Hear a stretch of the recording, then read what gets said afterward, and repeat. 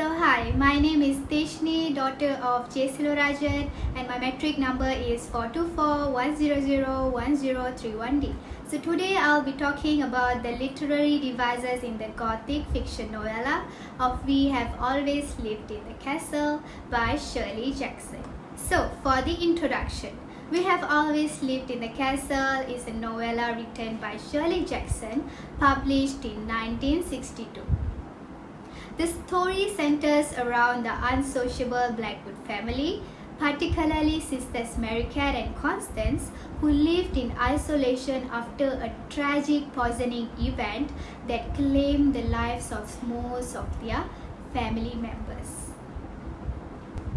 The two sisters, along with their unwell Uncle Julian, leading a life marked by fear, mystery, and the hostility of the nearby villagers who harbor suspicions and hatreds towards the Blackwoods. As Mary Cat's protective rituals and peculiar behaviors unfold dark secrets about the family's past, creating a tense and eerie atmosphere. The novella explores themes of isolation, family dynamics, and the psychological effect of trauma, with Shirley's use of literary devices enhancing the unsettling tone of the story.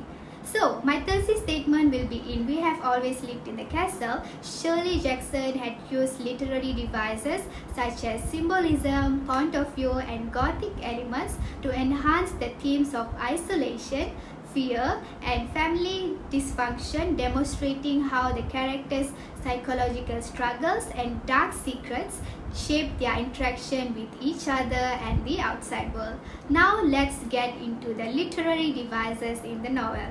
First, we will see the symbol. The Blackwood house itself serves as a powerful symbol of the family's isolation and separation from the society.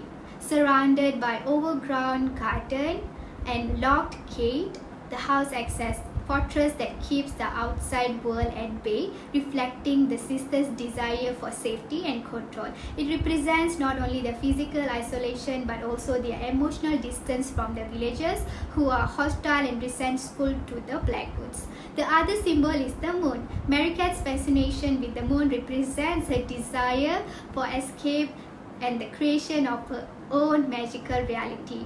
The moon is associated with Mary Cat's ritual and spells, serving as a symbol of otherworldliness and detachment from the reality.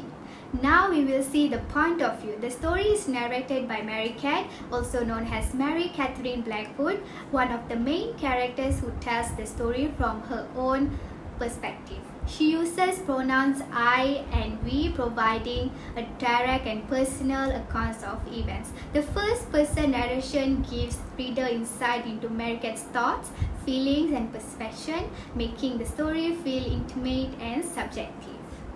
This point of view adds to the mystery and suspense of the novella, as reader must piece together what is really happening based on Mary Cat's often skewed or incomplete narrative. Superstitions and rituals. Mary Cat's reliance on ritual, charms, and superstitions to protect herself and Constance add a Gothic layer of supernatural and magical. While these practices are not explicitly magical, they represent Mary Cat's attempts to exert control over a chaotic and threatening world. Themes of death permeates the novella, not only through a backstory of the family poisoning but also through Mary Cat's dark thoughts and preferences to harmful actions.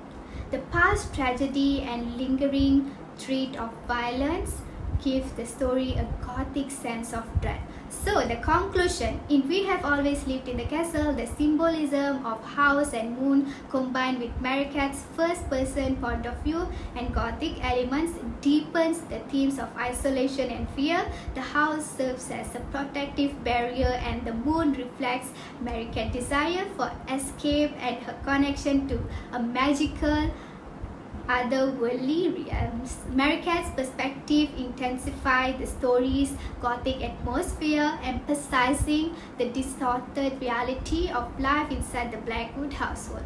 These literary devices are not just stylistic choices, they shape the novella's overall meaning, emphasizing how psychological distress can distort reality and influence relationships while also enhancing its unsettling tone. So, imagine if the story were told from Constance's perspective rather than Marikat's. How would that change our understanding of events? This invites us to reflect on the power of literary devices to influence our interpretation and the experience of the story. So, that is all from me. Thank you for listening.